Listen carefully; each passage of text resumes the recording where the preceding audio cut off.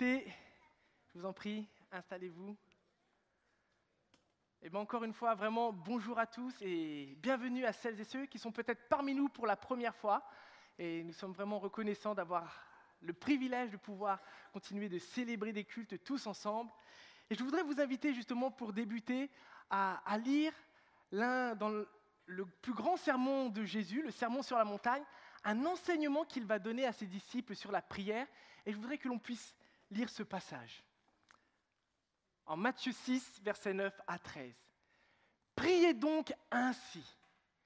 Notre Père, toi qui es aux cieux, que tu sois reconnu pour Dieu, que ton règne vienne, que ta volonté soit faite sur la terre comme au ciel. Donne-nous aujourd'hui le pain dont nous avons besoin. Pardonne-nous nos torts envers toi, comme nous pardonnons nous-mêmes les torts des autres envers nous. Garde-nous de céder à la tentation. Et surtout, délivre-nous du diable, car à toi appartiennent le règne, la puissance et la gloire à jamais. Amen. »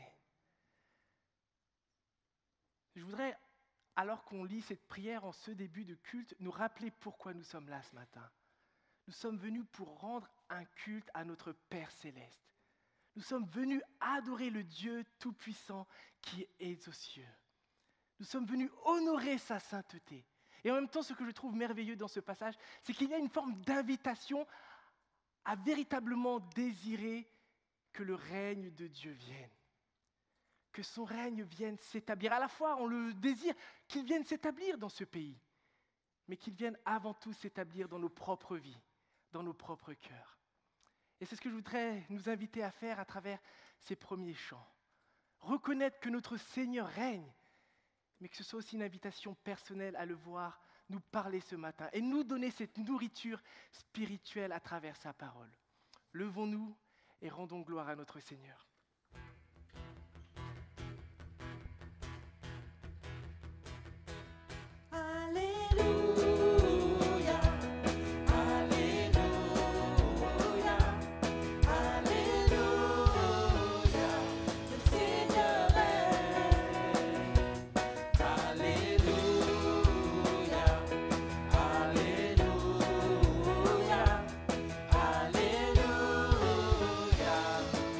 Le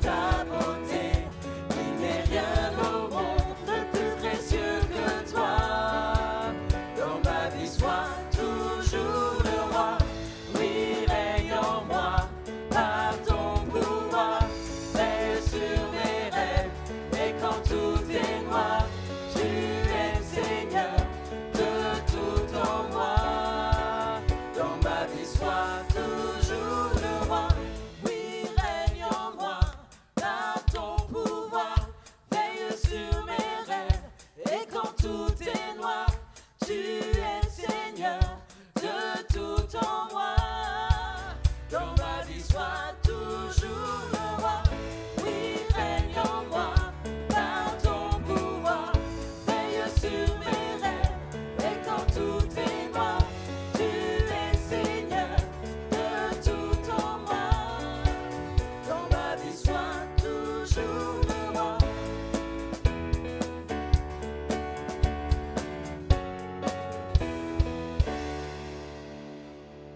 Et ce matin, on veut vraiment entendre tous l'appel pour adorer l'Éternel et tout ce qu'il a fait, pour le célébrer. On veut on veut le dire fort.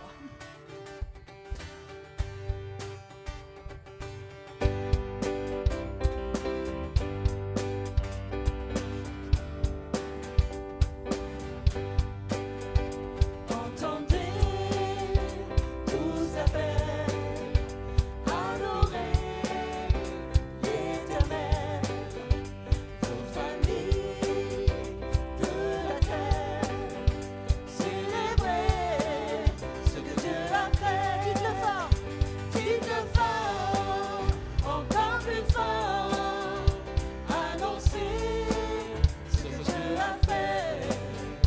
Dites-le fort, louez son nom, que la terre se réjouisse, car le Seigneur règne, vaste et grand, et l'amour envoyé du haut des cieux, le Fils de Dieu, pour nous est mort, ressuscité, il vit encore.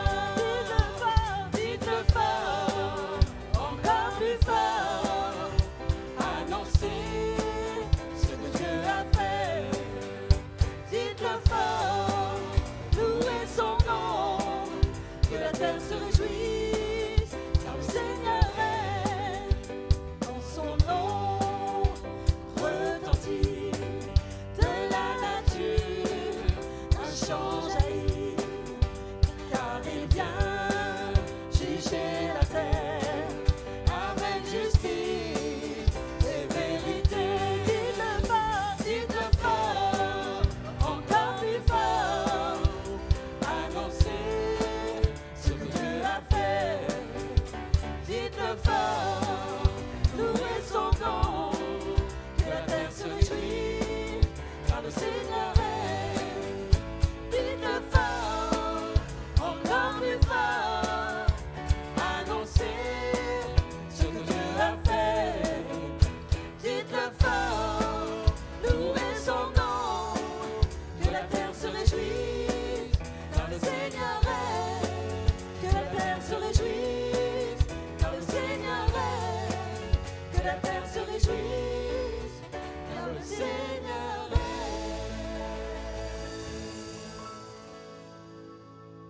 Je vous invite, dans cette attitude de louange, d'adoration, à faire élever nos voix vers le Seigneur pour ce qu'il a fait. Louons par nos prières notre Seigneur. Oui, Éternel notre Dieu, merci pour Jésus-Christ. Merci Seigneur pour l'envoi de ton Fils qui nous a témoigné tout son amour en venant mourir à notre place. Seigneur, que nous puissions t'honorer par nos vies et par nos louanges. Amen. Merci Seigneur parce que par ta victoire à la croix, nous pouvons être réconciliés avec toi et vivre comme tes enfants, Seigneur. Merci. Amen. Amen. Merci Seigneur Jésus parce que tu règnes aujourd'hui, hier et éternellement. Merci pour ton amour précieux dans nos vies. Amen. Amen. Oui, merci notre Père, notre Dieu, pour ta grâce infinie. Merci parce que tu as fait de nous tes enfants. Et ce matin, nous sommes tous réunis devant toi pour te louer, pour t'adorer, pour te donner gloire que toi seul mérites. Merci pour ta fidélité et ta grâce. Dans le nom de Jésus. Amen. Amen. Amen.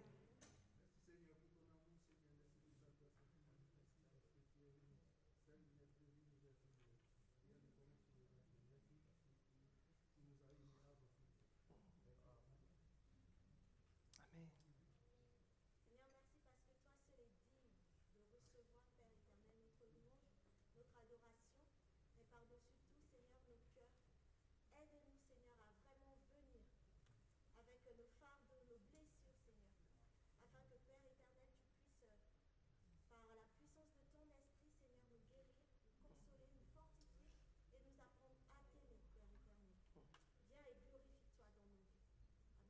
Amen. Merci Seigneur parce que là où tu es Seigneur, tu nous prépares une place pour qu'on puisse vivre éternellement avec toi. Amen. Amen.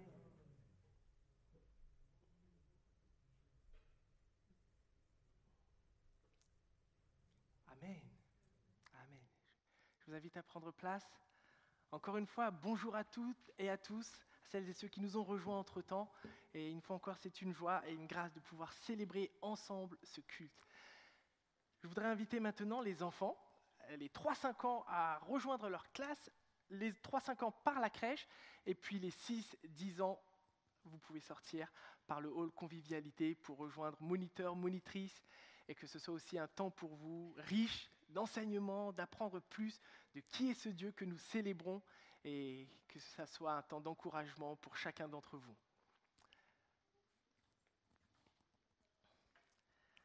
Nous venons de le chanter. Dites-le fort, encore plus fort, annoncez ce que Dieu a fait. Et cette parole, c'est ce que les premiers disciples de Jésus vont très tôt faire au 1er siècle, alors qu'ils vivent dans un contexte d'opposition grandissante et de persécution à Jérusalem. Et il y a un récit dans le livre des Actes, en Acte 5, où en raison de la proclamation de l'Évangile, les apôtres vont être emprisonnés. Puis quelque temps après, vont être miraculeusement délivrés par l'intervention de Dieu. Immédiatement après cela, ils vont se remettre à enseigner et à annoncer la bonne nouvelle de Jésus au peuple. Et cela va les amener de nouveau à être arrêtés. Et ils vont se retrouver une fois encore devant le grand conseil et le grand prêtre à devoir rendre des comptes de leurs agissements. Et ils risquent à tout moment d'être condamnés. Et je voudrais qu'on puisse lire ces quelques versets en Actes chapitre 5, versets 27 à 32. Après les avoir ramenés, donc c'est les gardes du temple, ils les introduisirent dans la salle du grand conseil. Le grand prêtre leur dit : « Nous vous avions formellement interdit d'enseigner au nom de cet homme, sous-entendu Jésus. Et voilà que vous avez rempli Jérusalem de votre enseignement, et vous voulez nous rendre responsables de la mort de cet homme. » Mais Pierre et les apôtres répondirent : « Il faut obéir à Dieu plutôt qu'aux hommes. »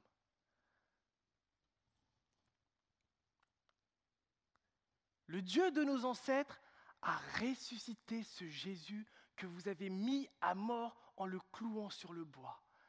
Et c'est lui que Dieu a élevé pour siéger à sa droite, comme chef suprême et sauveur, pour accorder à Israël la grâce de changer et de recevoir le pardon de ses péchés.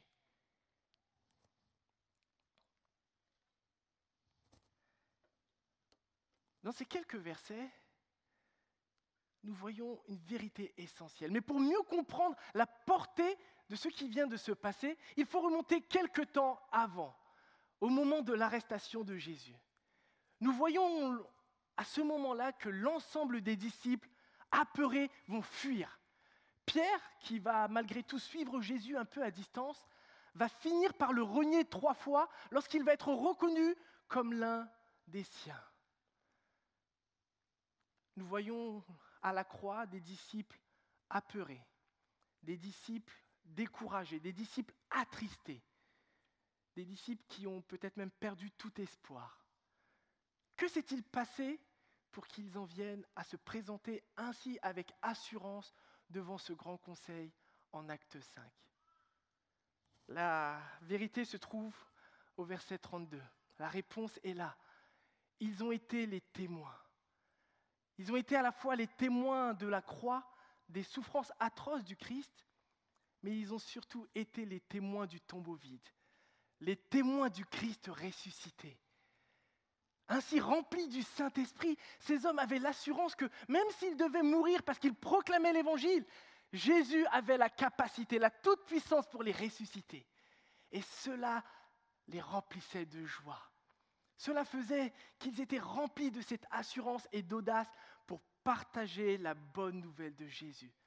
Annoncer au monde ce que Dieu a fait. Envoyer son Fils unique mourir pour chacun de nous, pour pardonner nos péchés et nous offrir l'espérance de la vie éternelle. Nous croyons que notre Seigneur Jésus est ressuscité. Nous croyons qu'il est vivant. Et c'est ce que nous voulons encore proclamer ce matin. Et je voudrais vous inviter à travers le prochain chant à le dire avec foi, notre Rédempteur vit. Et suite à ce chant, nous aurons un temps où nous pourrons une fois encore exprimer par nos louanges, par nos prières, combien nous croyons qu'il est vivant et qu'il a la capacité de nous sauver. Levons-nous et chantons.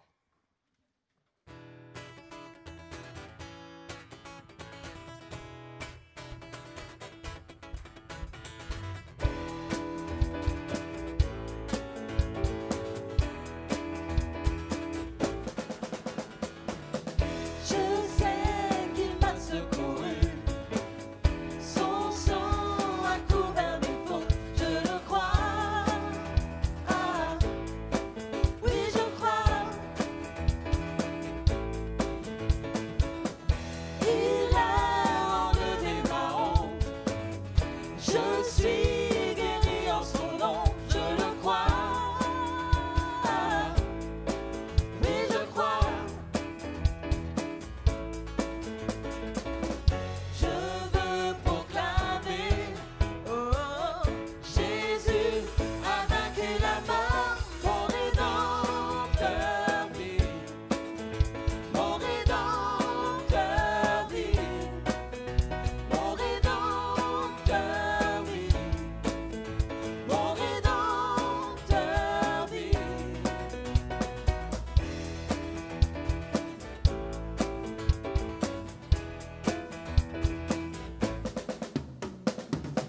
Je sais qu'il m'a secouru, son sang a couvert mes fautes, je le crois. Ah, oui, je crois. Il a enlevé ma honte, je suis guéri en son nom, je le crois. Ah, oui, je crois. Je veux proclamer, oh, Jésus a vaincu la mort. Je veux proclamer, oh, Jésus a vaincu la mort. Mon Rédempteur vit, mon Rédempteur vit, mon Rédempteur vit. Mon Rédempteur vit. Tu prends mon fardeau et tu l'emportes. Alors je danse sur les sommets, je vois venir ton règne. Tu prends mon fardeau et tu l'emportes. Alors je danse sur les sommets, je vois venir ton règne. Mon Rédempteur vit, mon Rédempteur vit, mon Rédempteur vit, mon Rédempteur vit, mon Rédempteur vit. Mon Rédempteur vit,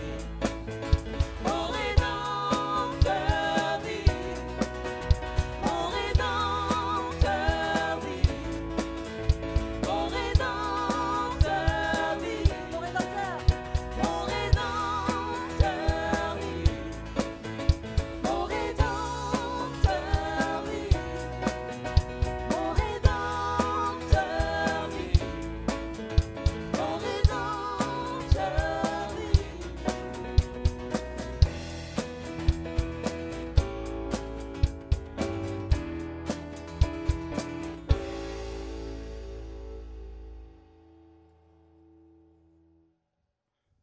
Éternel notre Dieu, merci parce que tu es vivant. Merci parce que tu as triomphé de la mort et que tu nous promets, Seigneur, à celles et ceux qui placent leur foi en toi, d'avoir la vie éternelle. Une vie en abondance qui commence dès aujourd'hui.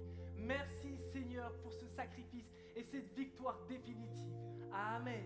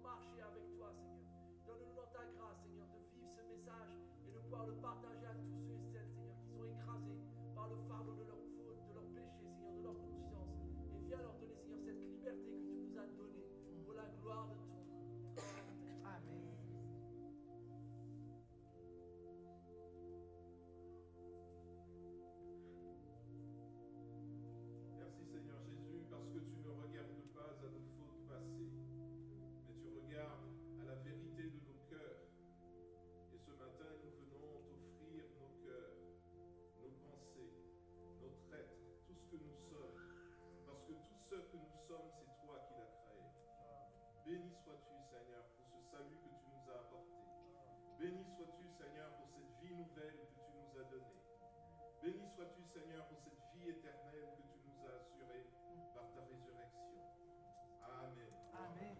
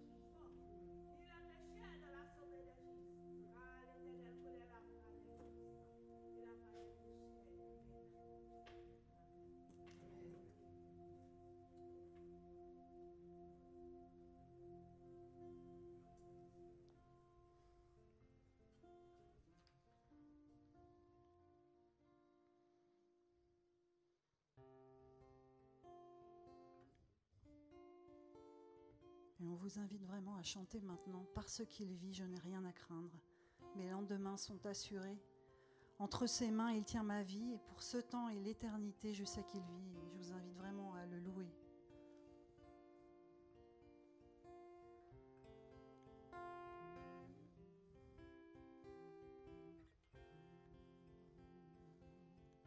Parce qu'il vit, je n'ai rien à craindre. Mes lendemains sont assurés. Entre ses mains, il tient ma vie. Pour ce temps et l'éternité, je sais qu'il vit. Parce qu'il vit, je n'ai rien à craindre. Mes lendemains sont assurés. Entre ses mains, il tient ma vie. Pour ce temps et l'éternité, je sais qu'il vit. Parce qu'il vit. Parce qu'il vit, je n'ai rien à craindre. Mes lendemains sont assurés. Entre ses mains, il tient ma vie. Pour ce temps et l'éternité, je sais qu'il vit. Entre ses mains, entre ses mains, il tient ma vie. Pour ce temps et l'éternité, je sais qu'il vit.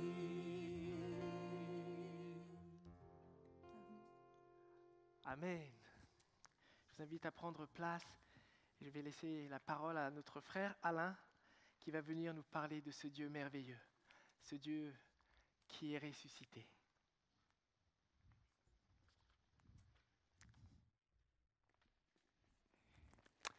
Voilà, je suis très heureux de me retrouver devant vous, très heureux, très privilégié aussi pour continuer notre série sur l'Ecclésiaste. Alors sans transition, on va lire aujourd'hui les versets du chapitre 5, donc chapitre 5, verset 9, jusqu'au chapitre 6, verset 2. Alors, on m'a laissé la zapette. Voilà. Qui aime l'argent n'en aura jamais assez. Et qui se complaît dans l'abondance ne sera jamais satisfait de ses revenus. Cela encore est dérisoire. Plus on possède de biens, plus se multiplient les profiteurs. Et quel avantage en tirent leurs possesseurs, si ce n'est le spectacle qu'ils lui offrent? D'où est le sommeil, j'oublie au niveau diapo peut-être, d'où est le sommeil du travailleur qu'il ait peu ou beaucoup à manger, mais l'abondance du riche l'empêche de dormir. J'ai vu sous le soleil une calamité affligeante. Il arrive que les richesses conservées par un homme fassent son malheur. Qu'elles viennent à se perdre à cause de quelques mauvaises affaires, il ne reste rien.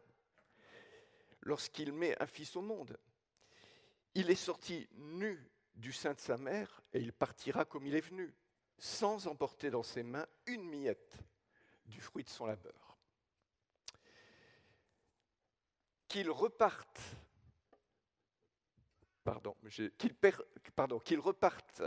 comme il était venu est aussi un mal affligeant. Quel avantage y a-t-il donc à travailler ainsi pour du vent? Sa vie durant, ses jours s'écoulent bien sombres, pleins de chagrin, de souffrance et d'amertume. Voici ce que j'ai constaté. Le bonheur qui convient à l'homme est de manger, de boire et de jouir de ce qui est bon au milieu de son travail, qui lui donne tant de peine sous le soleil pendant les jours que Dieu lui donne à vivre. C'est là ce qui lui revient. En effet, si Dieu donne à un homme des richesses et des biens, et s'il lui accorde la possibilité d'en profiter, de retirer ce qui lui revient et de trouver de la joie dans son travail, c'est un don de Dieu. Mais lorsque Dieu remplit son cœur de joie, cet homme ne s'appesantit pas sur sa vie. J'ai constaté qu'il y a un mal sous le soleil, et ce mal est grand pour les hommes. Voilà quelqu'un à qui Dieu a donné richesse, bien et honneur, si bien qu'il ne manque rien de ce qu'il désire, mais Dieu ne lui donne pas la possibilité d'en profiter. Et c'est un autre qui en profitera. Cela aussi est dérisoire. C'est un mal affligeant. Alors, vous avez sans doute deviné le thème de la prédication de ce matin. Les richesses, l'argent. Il est évident qu'une prédication ne pourra épuiser ce vaste thème, non seulement parce qu'il tient une place importante dans notre vie et dans notre société, mais parce que la Bible en parle abondamment. Selon certains, plus de 2000 versets en parleraient. Et ces versets, vous le savez, se trouvent dans le livre des Proverbes, où ils sont fort nombreux, dans les évangiles, dans les épîtres et dans le livre de l'Ecclésiaste. Alors, en préparant cette intervention, je me suis donné un double but. D'une part, vous amener une prédication, parce que, après tout, c'est ce que vous attendez un dimanche matin, et puis aussi de vous amener un enseignement qui nourrisse la pratique de votre foi. Alors, je vais vous donner tout de suite, pour savoir où on va, je vais vous donner tout de suite le plan de mon intervention. La première question que nous allons nous poser, c'est est-ce que la richesse est en elle-même un problème? Et on verra qu'il y a deux idées extrêmes l'une de l'autre qui sont tout aussi fausses l'une que l'autre. Je ne vous en dis pas plus.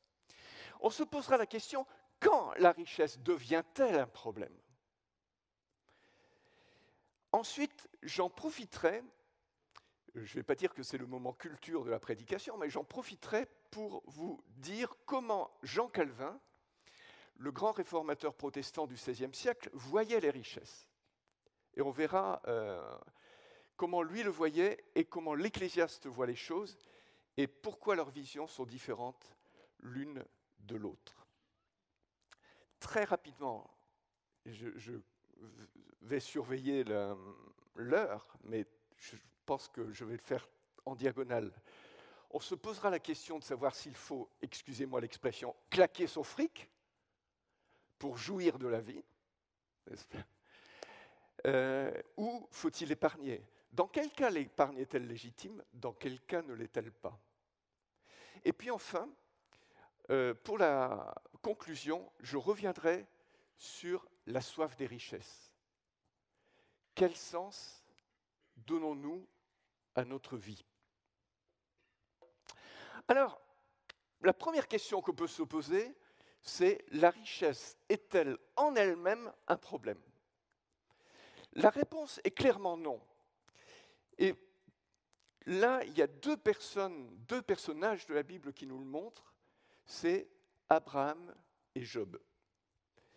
Quand l'Éternel va appeler Abraham à quitter son pays, qu'il a Chaldée, il part, je lis le texte, avec tous les biens qu'il possédait et le personnel qu'il avait acquis.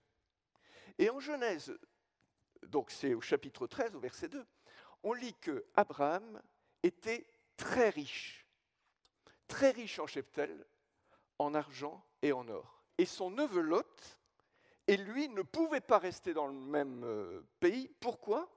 Parce que le pays était insuffisant pour qu'ils restent ensemble. Car leurs biens étaient si considérables qu'ils ne pouvaient rester ensemble. Voilà ce qu'on lit à propos d'Abraham. Job, était aussi un homme fort riche. Et cet homme, et ça c'est dans le premier chapitre du livre de Job, était un homme intègre et droit. Il craignait Dieu et se détournait du mal. Il possédait 7000 brebis, 3000 chameaux, 500 paires de bœufs, 500 ânesses et un très grand nombre de serviteurs. Et cet homme était le plus considérable, c'est ce qui est écrit toujours dans le livre de Job, c'était le plus considérable des fils de l'Orient. Et vous savez ce que Dieu va dire à Satan ? As-tu remarqué, mon serviteur Job ? Il n'y a personne comme lui sur la terre. C'est un homme intègre et droit. Il craint Dieu et se détourne du mal. Alors pour reprendre une expression d'une chanson de Daniel Balavoine, ses richesses n'avaient pas endormi sa tête. Et ses richesses n'avaient pas anesthésié sa relation avec Dieu. Mais voyez-vous, de ces deux exemples, il y a une première idée fausse qu'on pourrait se faire. La première idée fausse, c'est que être riche, c'est le signe de la faveur de Dieu, que c'est le signe de la bénédiction de Dieu sur notre vie. Et toujours dans le même genre d'idée fausse, que de ce fait, en corollaire, en conséquence immédiate, être pauvre, ça signifie qu'on n'a pas la bonne théologie. Ou pire, que la bénédiction de Dieu n'est pas sur notre vie. Je vais vous dire, dans le dénuement, Dieu peut nous apprendre à compter sur ses seules promesses. Vous le croyez ? Et quelles sont ces promesses ? Ne vous inquiétez de rien. Vous connaissez ? Mais en toute chose, par la prière et la supplication, faites connaître à Dieu vos besoins. Votre Père céleste sait ce dont vous avez besoin. Et vous savez, je pense à l'histoire de George Muller.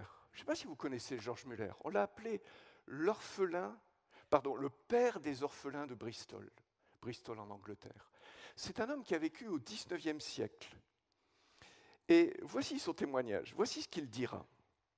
Si un homme pauvre peut fonder un orphelinat et le faire subsister uniquement par la prière et par la foi, sans rien demander à personne, cela fortifiera les faibles, augmentera leur foi et de plus manifestera aux incroyants la réalité des choses divines et éternelles. Et vous savez quoi ?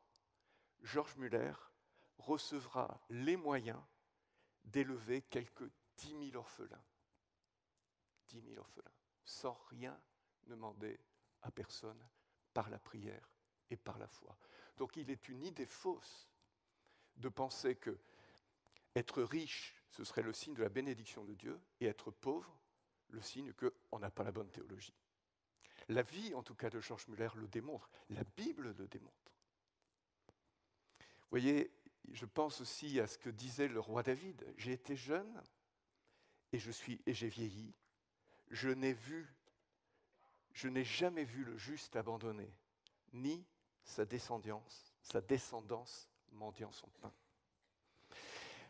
À l'inverse de cette idée, donc je répète, cette idée fausse, on a, en lisant les propos de Jésus, « Heureux vous qui êtes pauvres, car le royaume des cieux vous appartient, mais malheur à vous qui possédez les richesses, car vous avez déjà reçu votre consolation, que vous pouvez attendre. » On peut se faire donc une idée tout aussi fausse, c'est que être pauvre, c'est une forme de sainteté, et être riche, c'est un péché.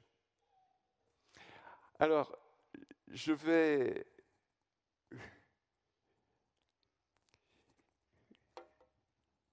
Si on écoutait ce qui se dit, les riches seraient les méchants et les pauvres seraient les gentils. Alors pourquoi tout le monde veut devenir méchant? Voilà, ça c'est Coluche. Voilà. Alors, donc, vous avez compris que là où j'en suis, c'est la richesse n'est pas en elle-même un problème. Mais alors, quand devient-elle un problème? Alors, elle devient un problème quand elle est acquise injustement, soit par l'exploitation, soit par la malhonnêteté. L'apôtre Jacques, dans un style qui n'est pas sans rappeler celui de l'Ancien Testament, des prophètes de l'Ancien Testament, va écrire « Voici, le salaire des ouvriers qui ont moissonné vos champs et dont vous les avez frustrés, et les cris des moissonneurs sont parvenus jusqu'aux oreilles du Seigneur des armées. » C'est dans le Nouveau Testament. Qu'est-ce que ça veut dire, ça? Ça veut dire qu'aujourd'hui, si nous sommes en direction d'une entreprise ou d'une association, il nous faut rémunérer de façon juste nos collaborateurs. La richesse est un problème quand elle est acquise par l'exploitation. Et je vais vous dire, la justice du royaume de Dieu ne doit pas être une notion abstraite, mais s'appliquer dans tous les domaines de la vie, et dans le champ social aussi. La richesse est aussi un problème quand elle est acquise par malhonnêteté. Je pense à notre ami Zachée. Vous savez, Zachée, ce collabo de l'époque, collecteur d'impôts. Vous savez comment ça marchait? Manu, tu dois 1 000 € au fisc, car tu vas me payer 1 100 €. 1 000 € pour le fisc, 100 € pour moi. J'imagine que Zachée, ça devait être un peu ça. Mais quand il va rencontrer le Christ, qu'est-ce qu'il va dire? Je fais don aux pauvres de la moitié de mes biens. Et si j'ai fait du tort à quelqu'un, je vais lui rendre 4 fois plus. Oui, Zachée a compris une chose très importante, c'est que si on a acquis une richesse de façon malhonnête, il faut réparer. Et il faut réparer vite. Il faut réparer vite. Donc, la richesse est un problème quand elle est acquise de façon malhonnête. Mais elle est aussi un problème quand elle amène à ce que l'apôtre Jean appelle l'orgueil de la vie. Vous savez, cet orgueil, ça nous fait dire « je dois ma richesse à mes seuls mérites. Moi, je me suis levé tôt. » Les pauvres, ils n'avaient qu'à faire comme moi. Mais qu'as-tu que tu n'aies reçu? Et alors, dans cet orgueil de la vie, on regarde les autres avec condescendance, avec ce sentiment que, voilà, j'ai réussi à la force de mes poignets. L'orgueil de la vie. Oui, les richesses peuvent nous amener à oublier Dieu, à oublier de vivre dans sa dépendance et à oublier nos prochains. Dans sa première lettre à Timothée, Paul écrira « Car l'amour de l'argent est la racine de tous les maux ». Je vous fais d'abord remarquer une chose, ce n'est pas dit « l'argent est la racine de tous les maux », mais « l'amour de l'argent est la racine de tous les maux ». Et je vais vous dire, l'amour des richesses, ce n'est pas un problème moral d'abord, c'est un problème spirituel. Vous savez ce que dit Jésus ? Car nul ne peut servir 2 maîtres à la fois. Ou il haïra l'un, ou il aimera l'autre. Ou il s'attachera à l'un, ou méprisera l'autre. Vous ne pouvez pas servir Dieu et Mammon, l'argent. Et une conséquence de l'amour de l'argent, c'est l'avarice. L'avarice, la cupidité. La peste soit de l'avarice et des avaricieux. Non, ne cherchez pas dans votre Bible. Ne cherchez pas dans votre Bible. C'est Molière, c'est dans l'avare. Acte 1, scène 3. Jean Calvin dira que l'avarice, c'est une forme démoniaque, une puissance tyrannique, oppressante, ayant un parallèle avec l'ivrognerie. Quant à l'apôtre Paul, il écrira que la cupidité est une idolâtrie. On trouve ça dans Colossiens 3, verset 5. Dans Hébreux, dans l'Épître aux Hébreux, au chapitre 13 et au verset 5, je vous le lis dans la version Darby. On trouve ceci, que votre conduite soit sans avarice, étant content de ce que vous avez présentement. Car lui-même a dit, je ne te délaisserai point et je ne t'abandonnerai point. Et vous voyez, dans ce verset, il y a une chose qui ressort, c'est que l'esclavage de l'homme par rapport aux richesses vient entre autres de la peur de manquer. De la peur de manquer. Et voyez-vous, ça, c'est fondamentalement un problème de foi. Cette peur de manquer, c'est précisément ce que pointe l'Ecclésiaste quand il dit « l'abondance du riche l'empêche de dormir ». La peur de manquer. Alors, que faire si on a cette peur ? Prier, jeûner, trouver un frère ou une sœur de confiance et se confesser. Confessez donc, c'est l'apôtre Jacques qui nous y incite, confessez donc vos péchés les uns aux autres et priez les uns pour les autres, afin que vous soyez guéris. Vous savez, il y a des combats que l'on ne peut pas mener seul. Il y a des victoires que l'on ne peut pas remporter seul.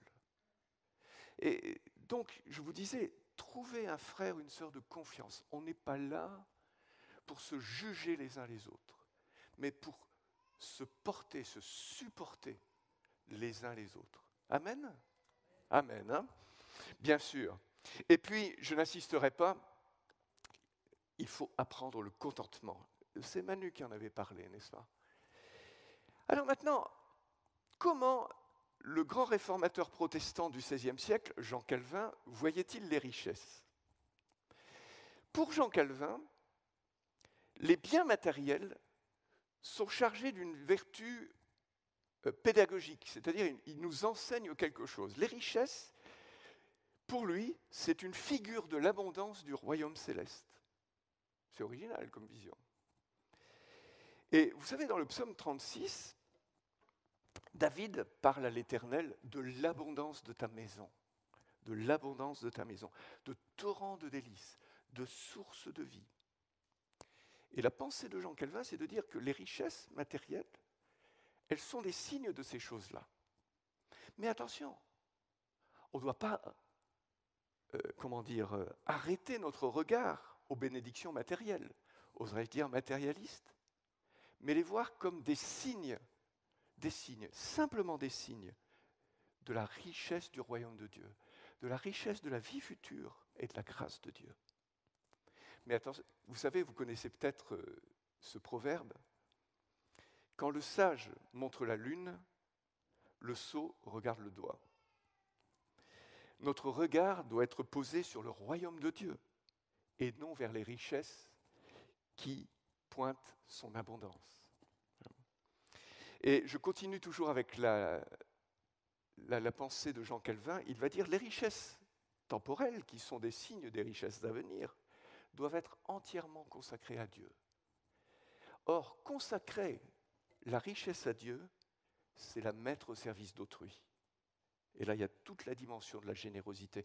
Il va dire, les riches sont ceux à qui Dieu confie des biens de surcroît. Ils sont chargés d'être les dispensateurs de Dieu auprès de ceux qui ont moins de ressources. Les riches sont les ministres des pauvres. C'est par leur intermédiaire que Dieu veut subvenir à leurs besoins. La fonction du riche est de donner. Alors je sais, quand je dis ça, la fonction du riche est de donner, il y en a qui vont dire « pas concerné ». Je continue.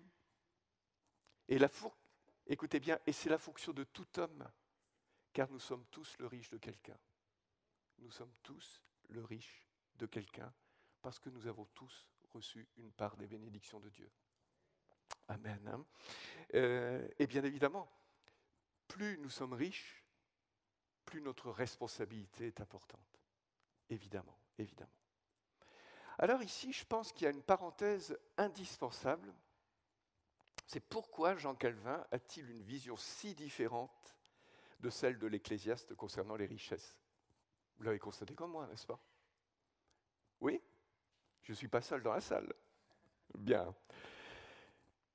L'Ecclésiaste, voyez-vous, désigne constamment Dieu sous le nom d'Élohim, plus de 30 fois. Élohim, c'est le Dieu souverain. C'est le Dieu créateur. L'Ecclésiaste ne fait jamais référence à Dieu sous le nom de Yahvé, qui est le nom de l'Alliance. Le nom d'Alliance. Il croit, cet Ecclésiaste, il croit en un Dieu souverain, comme beaucoup aujourd'hui croient en l'existence de Dieu, mais sans considérer qu'il est un Dieu relationnel, qui cherche la relation avec l'homme et qui a fait de l'homme un être relationnel qui partage, qui est appelé au partage avec son prochain. Cette foi-là, c'est-à-dire cette foi en un Dieu souverain, créateur, je vais vous le dire, elle ne sauve pas. Cette foi-là n'apporte aucune espérance. Vous croyez en Dieu ? Vous croyez en Elohim ? Vous faites bien, dit Jacques. Ah, ça commence bien. Vous faites bien, dit Jacques. Les démons aussi le croient, et ils tremblent. C'est vrai que la perspective de Jean Calvin, pour y revenir, s'inscrit dans la vision du royaume céleste. L'Ecclésiaste ne connaissait pas la bonne nouvelle du royaume de Dieu, prêchée par le Christ. On ne va pas faire d'anachronisme quand même. Ceci étant, l'Ecclésiaste me fait penser à ce que nous pouvons vivre. Je m'explique. Nous avons commencé notre vie chrétienne, notre vie spirituelle avec Yahvé, le Dieu de l'Alliance en Jésus-Christ. Et puis, les préoccupations, les richesses, le matérialisme, et on est dans une société matérialiste, les plaisirs de la vie ont pris le dessus. Tout ça a terni notre relation avec Dieu. L'auteur de l'Épître aux Hébreux nous parle du péché qui nous environne si facilement. Or, nous sommes environnés d'une société fondamentalement et foncièrement matérialiste. Et si nous nous sommes fait piéger, vous savez ce qui se passe ? Nous croyons toujours en Dieu, mais il est devenu le Dieu lointain, il a créé le ciel et la terre, on le croit toujours. Hein? Mais lui est au ciel et nous, on est sous le soleil. Et notre relation avec lui est étouffée. Lui au ciel, nous sous le soleil. Alors que notre vocation est de manifester le royaume céleste sur la terre. Vous le savez, ça. Si nous nous sommes fait piéger par les plaisirs de la vie, le matérialisme, alors la vie a perdu son sel, alors que nous devrions être le sel de la terre. Et la désespérance a envahi nos cœurs. Et qu'est-ce qui se passe dans ce cas-là? Nous perdons la joie du Seigneur. Nous perdons notre premier amour. Nous pleurons avec nos contemporains sur les aléas de la vie, sur l'avenir incertain, sur le fait qu'il n'y ait plus d'avenir. Si nous en sommes là, si nous sommes dans cet état de désespérance, revenons au Seigneur. Revenons au Seigneur de tout notre cœur. Et refaisons d'Élohim Yahvé, le Dieu de l'Alliance, le Dieu de l'espérance en Jésus-Christ. Amen.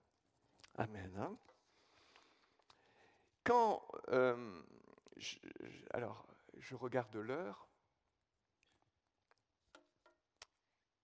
très rapidement, le texte qui s'affiche, on n'a pas le temps de tout le lire, mais quelle est l'idée qui s'en dégage?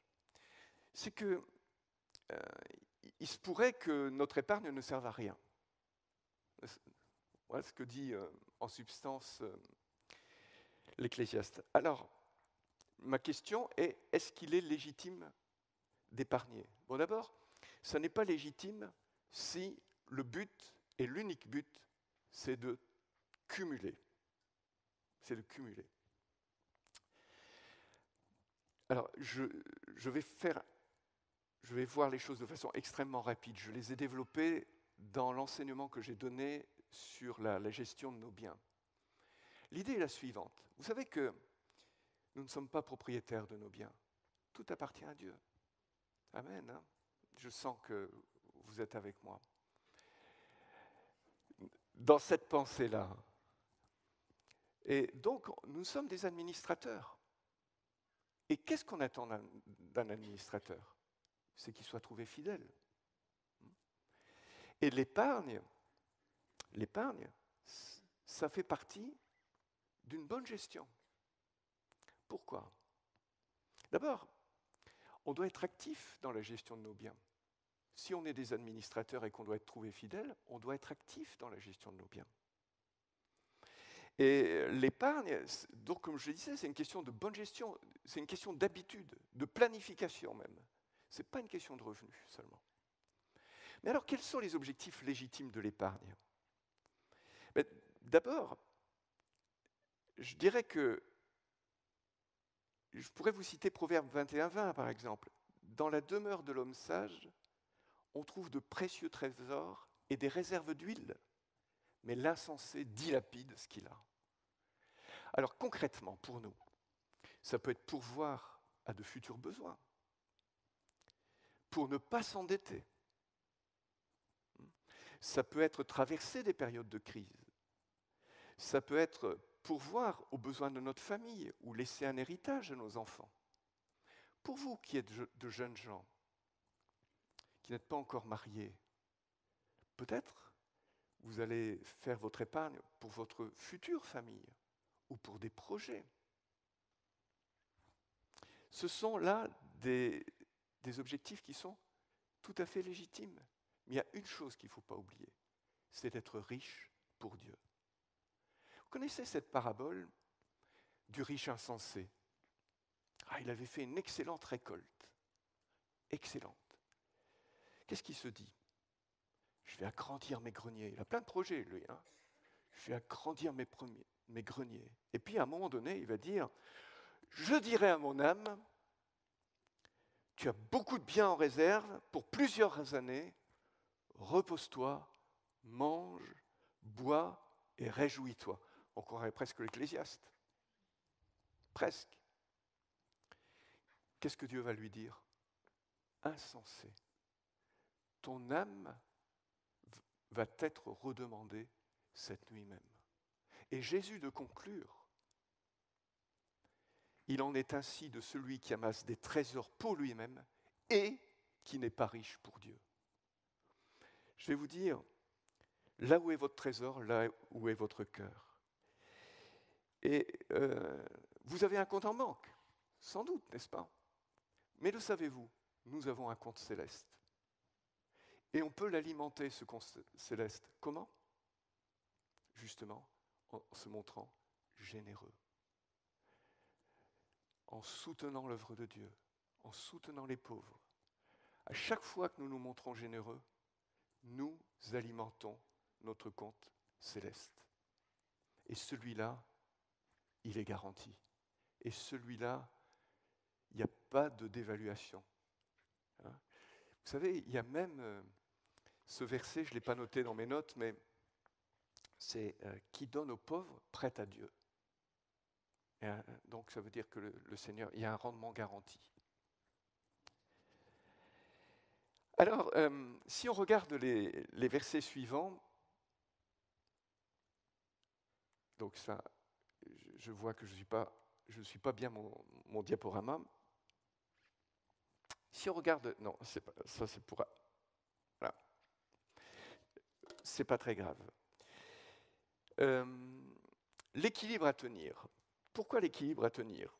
Quant à la gestion de nos biens, je vous disais, est-ce qu'il faut, vu ce qu'on lit dans l'Ecclésiaste, bon, je vous ai parlé de l'épargne, mais donc est-ce qu'il faut claquer son fric, comme je disais? On a vu que l'insensé dilapide ce qu'il a. La réponse est donc non. Hein. Vous savez, par rapport à la gestion de nos biens, je pense à ce que m'a dit ma maman alors que sur le lit où elle allait décéder, où elle m'exprimait son regret de ne pas avoir profité de l'argent qu'elle avait, alors qu'elle avait des revenus tout à fait modestes. Et pourquoi je vous dis ça? Parce que il y a un équilibre à tenir entre le fait de se faire plaisir, vous voyez, c'est ce dont parle l'Ecclésiaste quand il dit c'est un don de Dieu si je peux jouir des biens que j'ai. Il y a un équilibre entre le fait de se faire plaisir et le fait de claquer son fric, comme je dis. Vous voyez, il y a un équilibre à tenir. Moi, je fais partie d'une génération, et je ne suis pas le seul parce que j'en ai discuté avec quelqu'un, qui se sent coupable à chaque fois qu'il se fait plaisir. Et puis, il y en a d'autres qui vivent peut-être le problème inverse par rapport à l'argent. Là, on a quelque chose peut-être à équilibrer. Notre Dieu est un Dieu généreux, vous le savez, et c'est la raison pour laquelle nous devons l'être. Il n'est pas coupable de jouir des biens que Dieu nous donne, de ces biens finalement qu'il nous donne. Je voudrais encore vous dire quelque chose. L'Ecclésiaste trouve toutes sortes de mal affligeants dans ce monde qui est dominé quand même par le péché, il faut le dire. Le fait que justement on peut épargner et puis quelqu'un d'autre en profite. C'est ce qu'elle dit l'Ecclésiaste. Mais je vais vous donner une excellente nouvelle.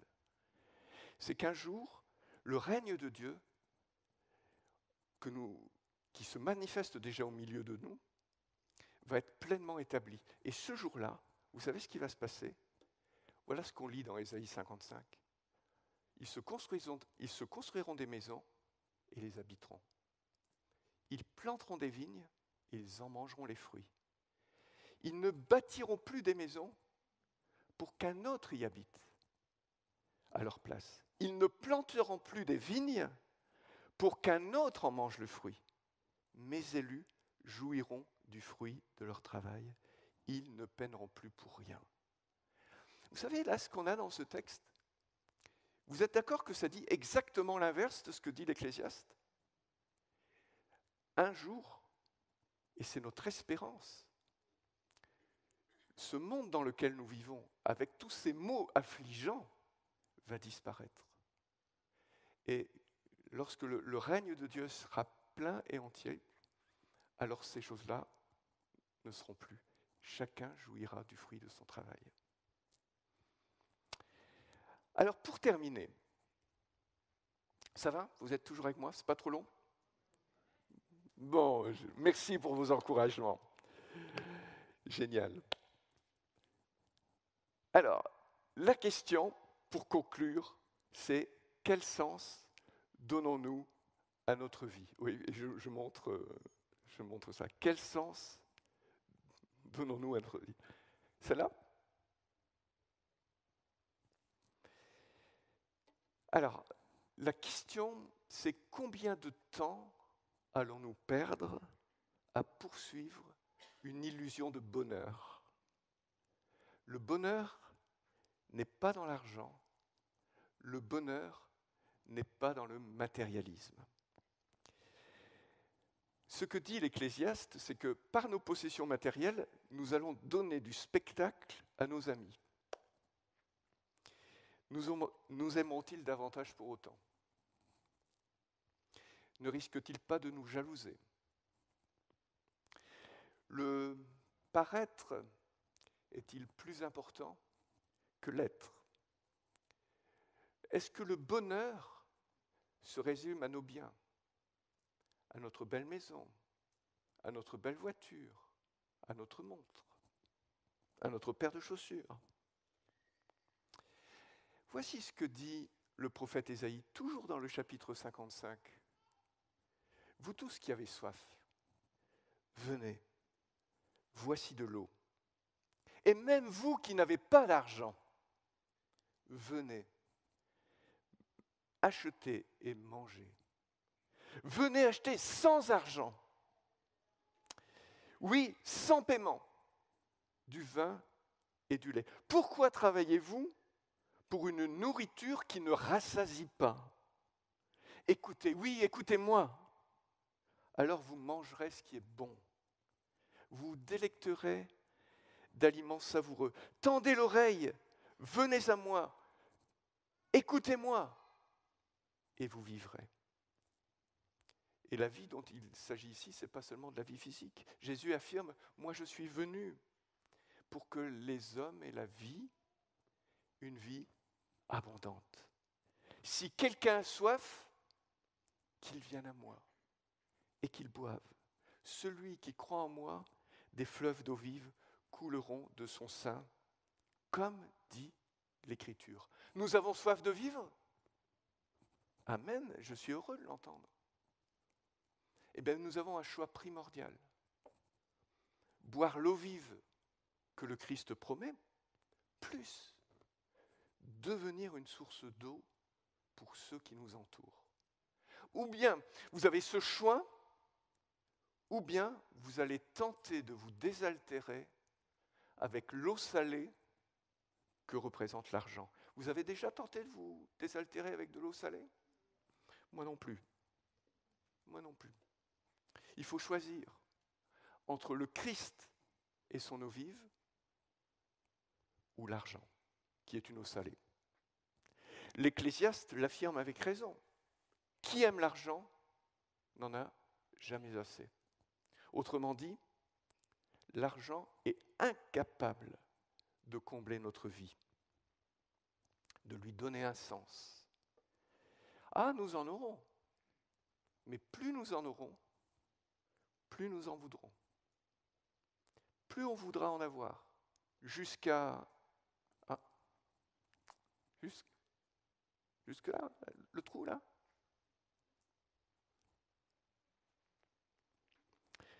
Ça vous fait rire. En fait, est-ce si amusant?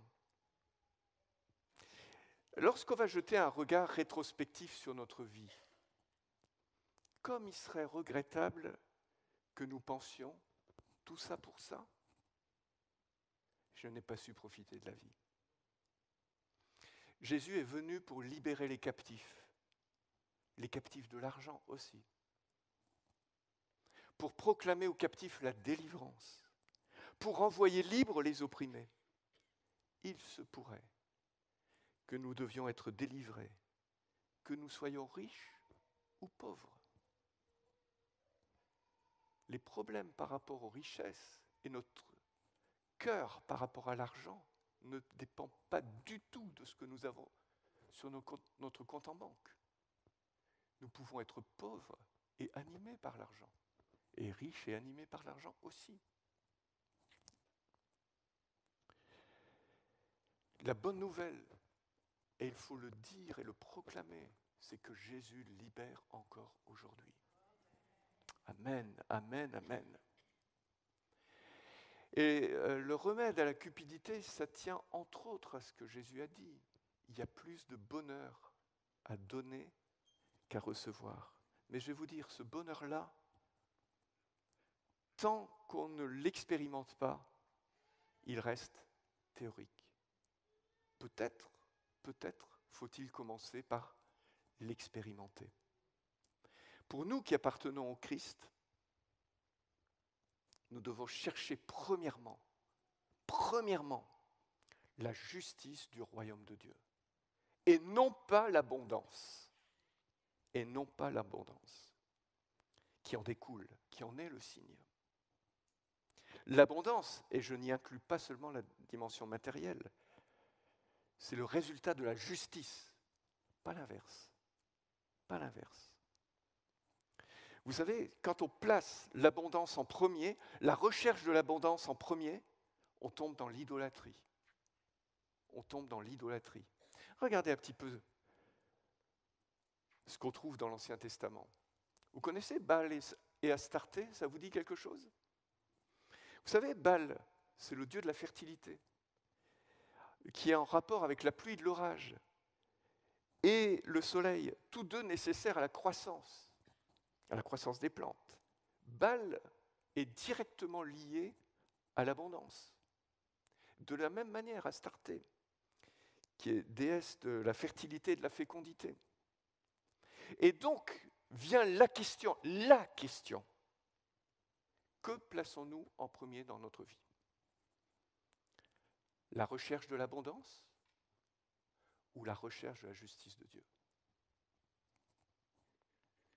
Il faut prioriser les objectifs de notre vie.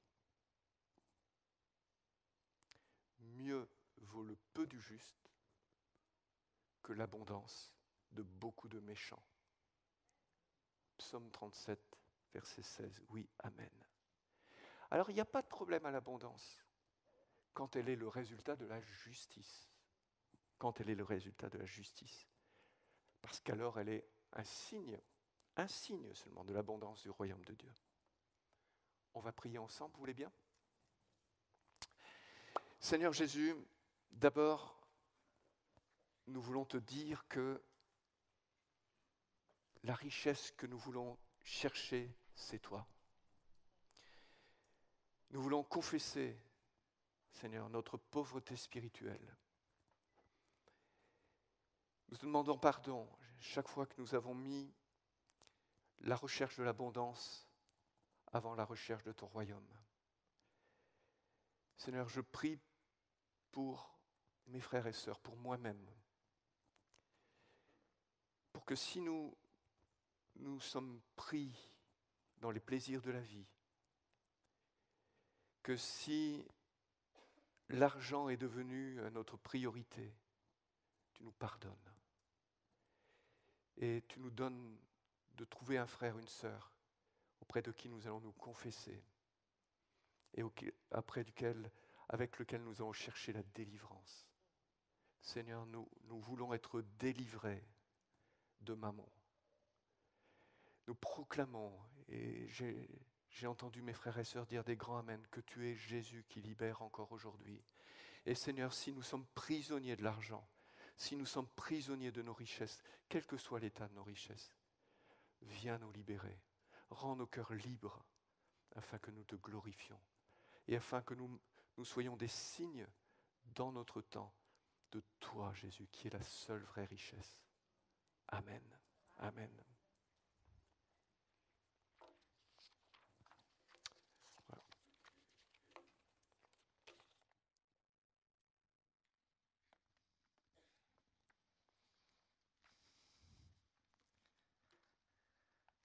Un grand merci Alain, vraiment pour cet enseignement, cette richesse. Et je voudrais vous inviter à travers le dernier chant justement à le chanter comme une prière, comme un désir de nos cœurs qui nous invite à entre tes mains, j'abandonne tout ce que j'appelle le mien.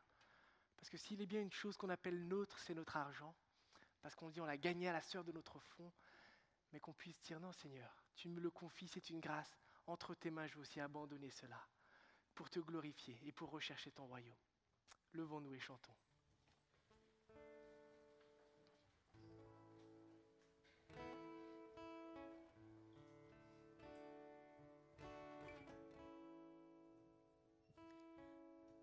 Entre tes mains, j'abandonne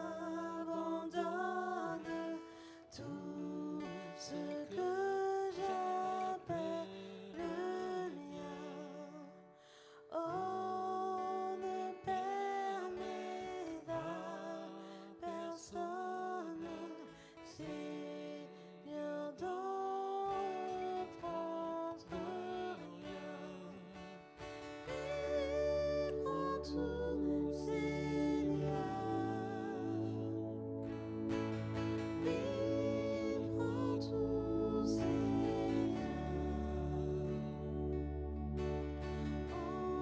Entre tes mains, j'abandonne tout avec bonheur.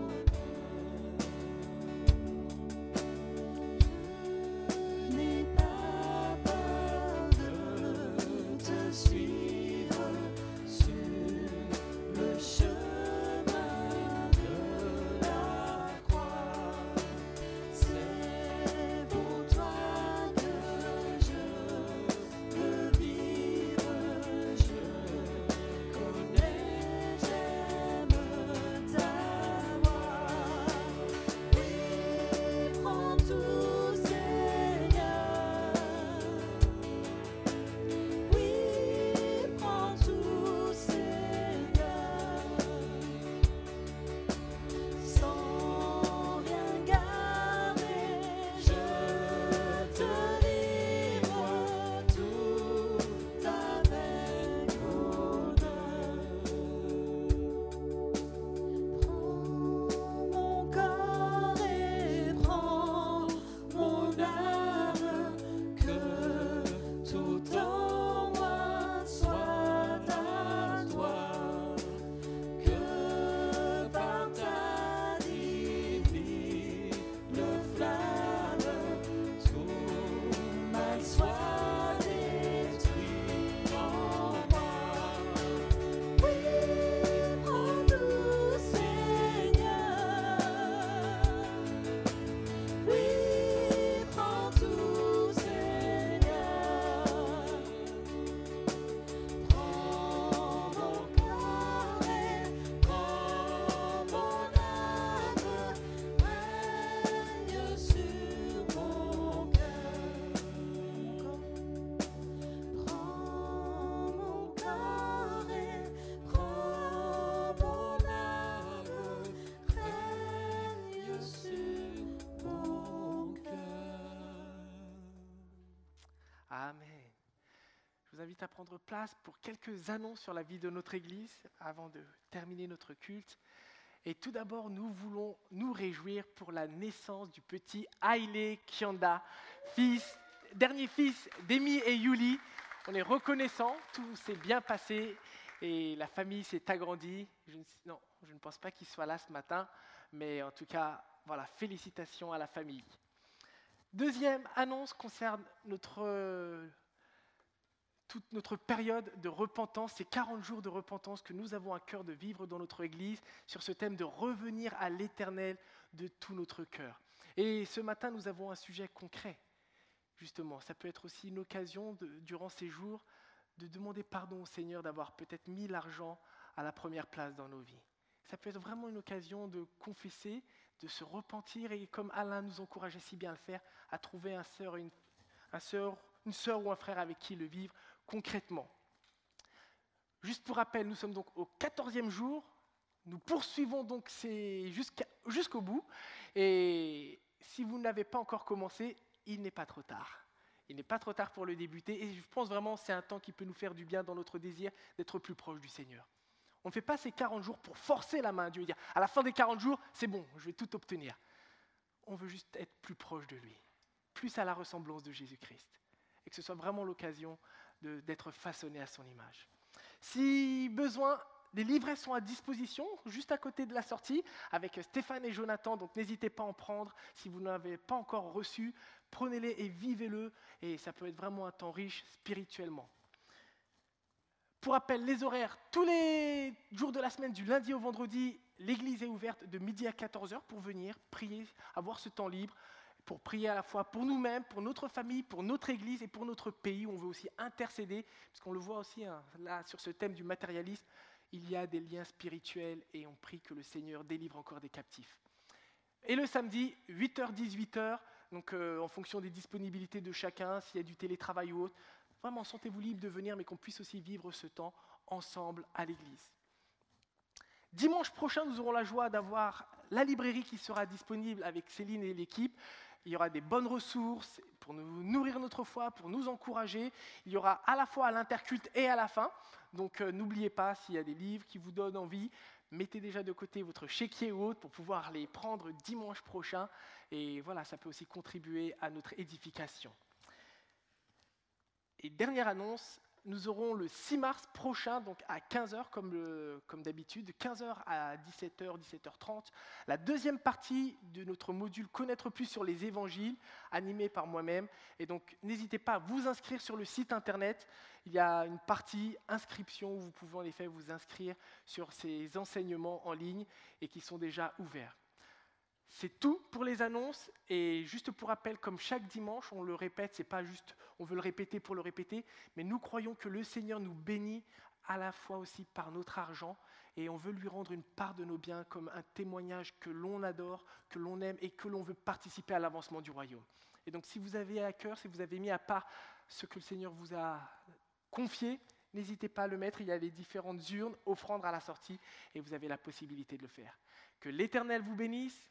Bon dimanche à tous et par la grâce de Dieu, on se voit peut-être les midis ou à dimanche prochain.